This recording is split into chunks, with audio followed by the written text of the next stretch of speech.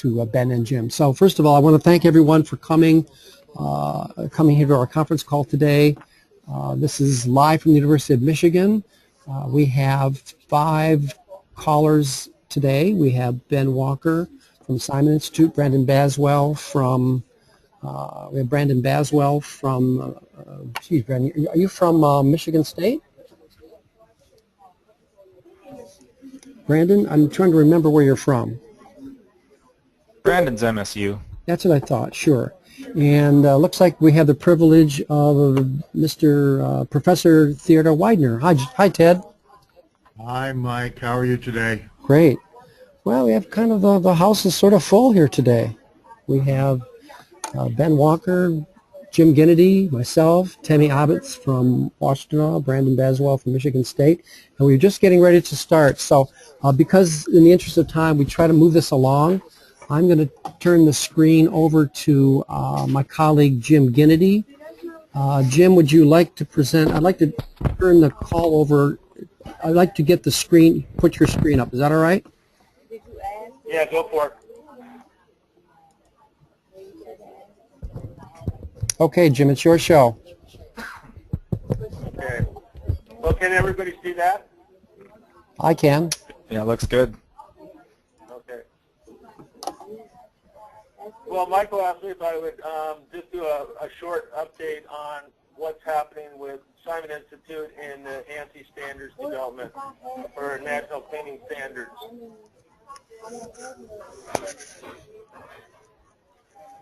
First of all, the Simon Institute a while back applied for accreditation to become a standard development organization. And through the process, we went through the process and actually became a organization that was recognized as a standard developer. And during that particular time, APA and the ISSA decided to appeal their decision of having the Simon Institute as an accredited standard development organization. We went in a hearing, and then in late August, and the outcome of that hearing was that ANSI decided to appeal their decision granting the accreditation to the Simon Institute, and the appeal process was over. There was about a 15-day wait time. So APA and ISA could also appeal that decision, but there was no appeals made at that time. So the the decision is held up. So currently, the Simon Institute, we waited for a while because of this hearing, and what we're doing right now, we're meeting the ANSI essential requirements. And that means that we are developing a standard writing committee and developing a canvassing committee. Those committees, we have lists currently, but we're going through those lists and making sure that we meet all those requirements by ANSI. They have to be able to meet certain requirements such as end users, current users, manufacturers, people like that, and general public. Something that's happened.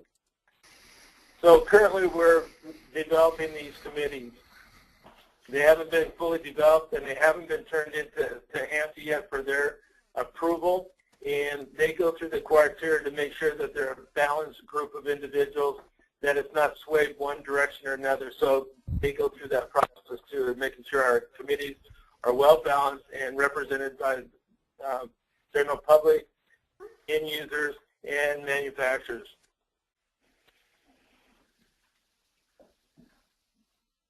And currently we're proposing 2 standards to start out with. The first one is the development of a cleaning industry professional glossary of terminology. We really feel that this is a good start because we'd like to see a foundational set in our standard development, and that is that everybody's on the same page about terminology and that we all speak the same language. Every industry has its terminology, and the cleaning industry also has one. And we'd like to make that a real solid foundation for the standards that we're developing. And then we see another potential standard that we're looking at is the development of a cleaning industry workers plan certification. We realized that in our industry, people are exposed to a lot of different chemicals. Some of them are dangerous and toxic, and some aren't. But we think it's an important thing that there's some kind of a standard that cleaning workers have a clear understanding of handling chemicals, and that there's a certification process for that. And basically, this is what the Simon Institute is currently doing. At this point, we're doing nothing else, and this is basically the end of our presentation. It's short, and it's pretty much what we're doing currently. And if you have any questions, here's some names and numbers and email addresses that you can contact myself, or Paul Condy, or Ben Walker. So that's what we have for you today. Any questions? Or Anyone? Hello? yes, sir. It looks like we have a question from Tammy. Go ahead. Nope, no. Have you started any of this yet or not? Or you're just in the process of doing this? Yes, the Simon Institute actually went through a long process of becoming a standard development organization through ANSI, and that's a pretty long process. It went through our operational procedures, our bylaws, and just the whole process of how the Simon Institute is put together, and whether or not it could meet the requirements of ANSI to be a standards development organization. So that's the first process, and that particular process took probably about 6 to 7 months to do.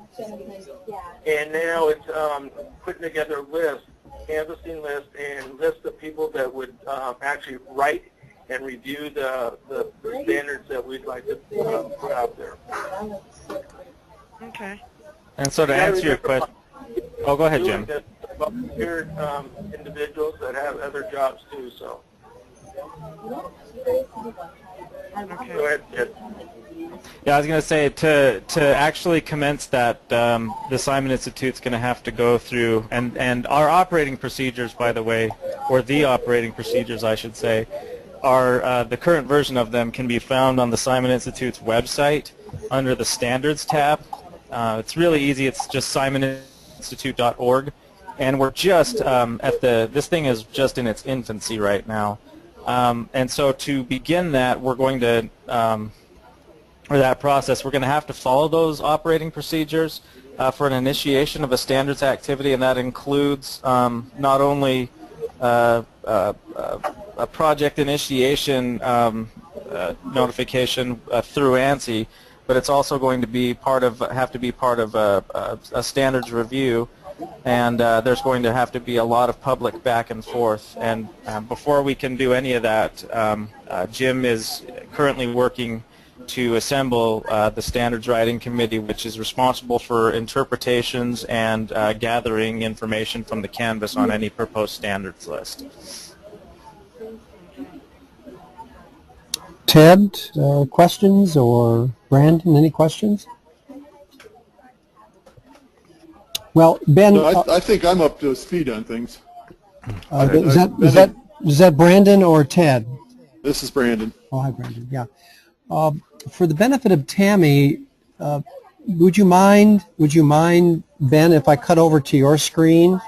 Oh, not at all. Because I think that you have a bit more background on what the advantages of standardization are. So if you give me a moment here, I'll cut over to you, and live from Utah.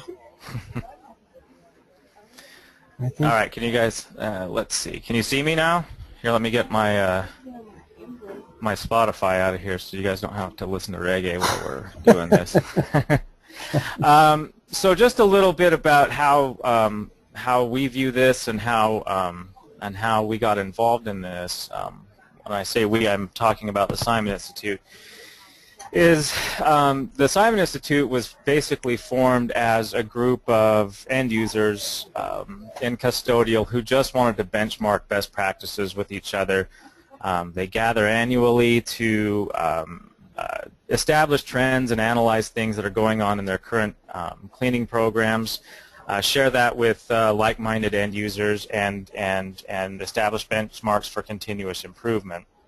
The thing that's unique about this for the custodial industry is there's really not a whole heck of a lot of custodial standards. When I say custodial standards, I mean American national standards that apply to most major custodial operations, and that's not just in the college and university universe. That's also the the federal environment, the K through 12 environment, building service contractors. A whole big group of in-house end users, which includes things like high-rises, property management, sports arenas, hospitals. There's just there's not a whole lot of definitive standards, and the industry historically has been dominated by custodial chemical manufacturers and equipment manufacturers, and distributors of those products. Typically, the end user, doesn't really get a whole lot of say in what training materials are being developed and those types of things. And that's really where Simon Institute feels like it's unique, because it is just an advocate for the end user, while manufacturers and end users get even distribution in that group. It's really more of an end user driven. End users really drive the data a lot more than anything else. Also, a lot of general interest categories end up participating in Simon Institute. A good example is sustainability initiatives, especially those through the U.S. Green Building Council, have been a topic that everybody has been aware of for the past decade. Simon Institute has worked really hard to make sure that there's education for the end user who is undergoing those processes, for benchmarking and understanding on how to bring their cleaning organizations into alignment. And so I'm kind of going or touching this on a couple of different angles, but that's really what the standardization of custodial programs is all about. We really want to make sure that custodial becomes a professional industry. It's the number one, it's one of the largest, not number one, but it's one of the largest injured demographics in the facilities workplace right now. A lot of those are due to and can be tracked back to inappropriate tool use, not understanding chemical usage, slip and falls, those types of things. And so we really are trying to integrate some improvements into that. And one of the first places, and I think Jim touched on this a little bit, is understanding what the professional glossary of terms are. A lot of standards developers start with that as their first project, because they want to be able to write standards and develop standards based on what's already a commonly accepted language in the industry. And so that's where this is, and it's where it starts. And there's a lot of safety pieces that we would like to move towards. Jim mentioned the chemical handlers certification points. That's an important piece. Every year, I think more than every year actually, we see news stories where custodial staff, through misunderstanding, either mismixed chemicals or through well, it's most of the time it's through misunderstanding and lack of training, established training, that they end up having chemical accidents. We just had one here in Salt Lake City, where I'm located, where a custodial staff accidentally mixed basically a compound of hydrochloric acid in a bowl cleaner, and I believe the other compound was ammonia, and it ended up clearing out a city block. And it wasn't the custodian's fault. It was just that it was on the industry, really, because there's no established safety training or anything like that ties back to any sort of custodial standards. And that's really what we're trying to do with these types of initiatives. Ben, Jim, have I left anything out? Oh, go ahead, Mike. I'm sorry. My question was that so the ANSI process, just to summarize with Tammy here, is one where you get users, producers, and general interest. It's a tripartite, three organizations or interests. None of them, of course, have a 51% majority. It's by design, one-third, one-third, one-third. And Yes. of course, ideally, we believe that leading practice is discovered when people on opposite sides of a value proposition argue over its actual value. So in many cases, in ideal cases, you don't have a dominant interest, and then what will happen is that you get people together that disagree on a particular product or service delivery method. Sometimes, in many cases, they don't even like each other. But the ANSI process then allows you to, particularly, you can get a lot faster when you can work with the people with whom you disagree and then come out with a compromise. And that's how the structural way that standards add value to any industry. So that's the driver. So that's to preface my question for Ben and Jim. Which of the three interests, users, producers, or general interests, do you think you're going to have difficulty getting to be part of your committee? Well, you know, the funny thing is we have a lot of general interest, I believe. And Jim, you can speak to this more than I can because I haven't seen the most recent outcomes on the Canvas list that we're working on. But the thing that we want to make sure we do is have a good, diverse group of end users that are participating. Because right now, I believe we're pretty good on general interest, sort of good on producers, but the end user piece is the one that we really want to make sure we're focusing on. Is that correct, or has that grown since I've seen it last? It's grown a bit since you've seen it last, and we are gaining some interest from the end users as well. So. Okay, so APA, now you mentioned APA's, you want to talk about APA's invitation and any other, or not just APA generally, but just anybody in the education industry? Oh, anybody in the end, yeah, absolutely. I mean, and Jim, you know, I don't want to talk out of turn, so correct me where I get wrong. But yeah, you know, APA has a standing invitation to participate in the Canvas and the development of these, and it's had a standing invitation since this piece started. You know, we've obviously duked it out politically a little bit, but you know, at the end of the day, that invitation still stands. You know, the APA, the actual APA membership is the one I think is going to want to make sure it participates, though, because you know, that's an end user in a facility situation that ultimately is going to be materially affected by anything that the Simon Institute does for custodial, and so. You know, while APA, the trade association, would be in a general interest category, the thing that we want to make sure that we do is incorporate the end user as well, and have you know, and have good, you know, good feedback and consensus, or good feedback driving consensus for standards projects. Yes, Ben, you did cover it really well. Okay. So that doesn't. Okay. So I think to paraphrase. Just because APA may, as an organization, struggle with this, that doesn't mean individual institutions can't be part of the standards development process.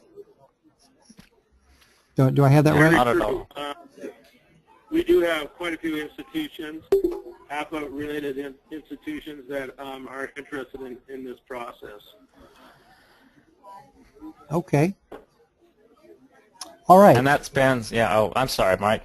I was just going to say, and that group spans not only higher education and K through 12 schools. There are also a bunch of different federal groups that are participating in that. There's a bunch of different BSCs and things like that that are joining in, which is funny because traditionally building service contractors compete with in-house, but you know, there's a couple of groups that have said they want to make sure that that they're putting their feedback in and helping drive the consensus for this. So, excuse me, is there a time frame now that you'll be publishing on your website?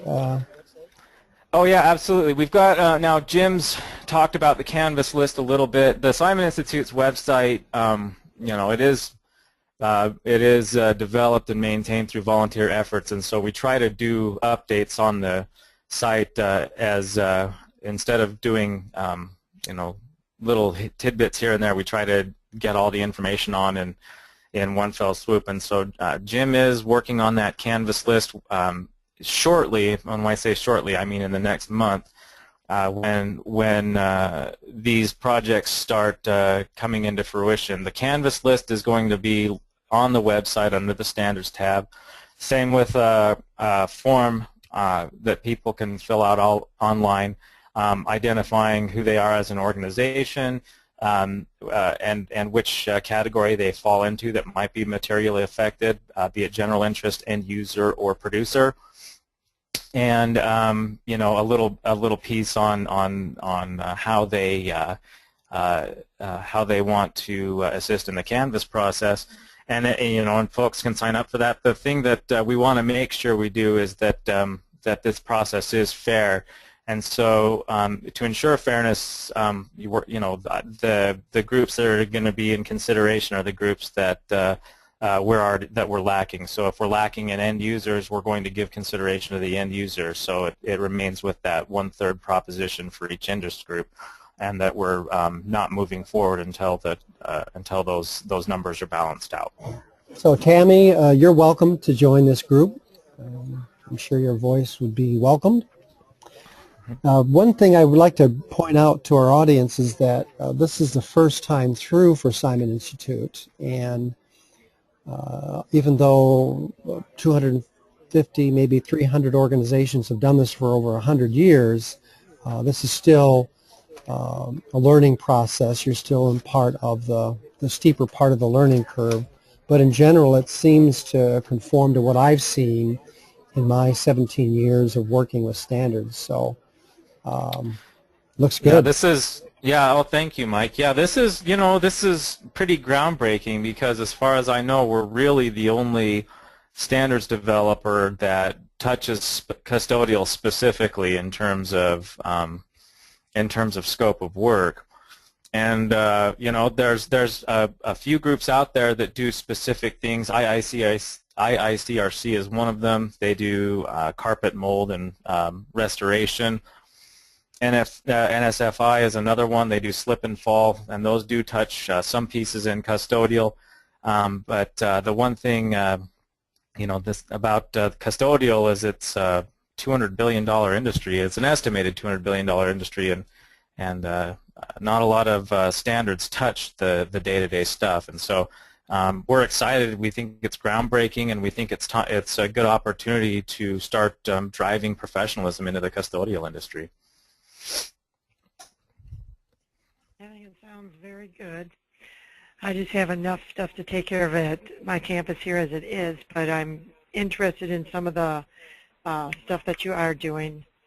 But I'll keep looking at your websites to see what you've got going. Perfect. Well, and you've got two really good resources that are on the call right now, in Brandon and Jim both. We've worked with both of them fairly closely, and so in terms of networking, they're good folks to have in your Rolodex. Okay. One thing I also wanted to make clear here is that this is U of M, even though we catalyze this, that it's important for organizations to know this is only one of many issues that we use. And I thought I'd let you know that we waited quite a while actually to deal with, to make sure. Can you guys all hear me? Yes. You can. Okay, good. Sorry about that. I've been muting myself on and off here and there. I'm not sure. So every week we talk about a different issue. So we talked about the NEC here. Back in the 28th, we talked about, let's see, campus site lighting concepts. We talked about the ISO, and I think we have actionable regulatory. So we dealt with, there you are, Ted. So we waited basically a whole year before having done this particular to have done a special update on this. So I'd like others to know that we do have a docket of issues we cover. We at least I try to make us actually do something on paper and get it in front of a committee. So where focus is much less on understanding, but doing. Now, it sounds as though, how would you possibly want to do something before you understand it? Well, there's a great deal of talking that goes on in our industry, but we need to get it in on paper. That's why I use this benchmark. I like to see this number be no greater than 2. As you can see, it's 5, and that really bothers me. But we talk about many things here, and let's see if I can find topics for future updates. And you'll see here, for example, what are we doing here? All right, so next week, because we're an NEC year, once again, we'll go after the NEC. But in a couple of weeks, we'll be dealing with the eyewash standard. There's been, even after we dealt with the eyewash standard 2 months ago, it looks like they're back at us again. And we're also talking about some of these things. So these will be on the agenda. Simon Institute is an independent organization from U of M, but their ability to establish a platform for leading practice discovery supports our particular business model of trying to make sure we drive as much value as we can into our industry. So this is a site that we've been nurturing. It's always a work in progress, but we try to, in fact, do we have this? I think I put this up here. We hope that the politics are behind us and we can get down to the business of leading practice discovery. And we hope it benefits U of M, but we think it benefits most of our peers. Absolutely. So Ben, maybe this is a question for you. I guess what's the first standard that Simon Institute wants to go after? I think the thing that that we're going to go after, and Jim touched on this, I think the first project that Jim's going to start is one that's fairly universal, and I think that's the development of glossary of terms. Most standards developers do start with that, especially if they're new, so they can start developing other standards off of a standard language. Okay. So that would probably be first. And the second one, Jim, and I'm not trying to steal your thunder, but as I understand it, the second one is going to be chemical handling safety, chemical handler safety certification. Yeah, good idea. That's correct. Yeah. Yep. Yeah. Okay, so we're on our last minute or two. Are there any closing reflections? First of all, any questions from Tammy, Ted, or Brendan? No? Any Nope. final thoughts, reflections, Jim and Ben? Well, I just want to thank everybody for taking the time to do this, and we appreciate your time and thoughts on this. So if you need to get a hold of myself or Ben, feel free to, and we'll be looking forward to moving forward with these standards. Yeah. Yeah, we're excited. The due process with the appeal and stuff like that is all part of the ANSI process, and we're happy that that part is the hoop that we had to jump through, and we're looking forward to jumping through more. Well said. Thank you very much for giving me this information, this opportunity to listen to what you have to say. Sure. It's very important. I think it's something that we definitely do need. So thank you. Oh, perfect. Well, thank you. Great. Okay, everybody, I hope you'll enjoy your weekend, and I'll see you next week. You do the same, Mike. Bye-bye. Thank you, guys. Thank you, everybody. Bye.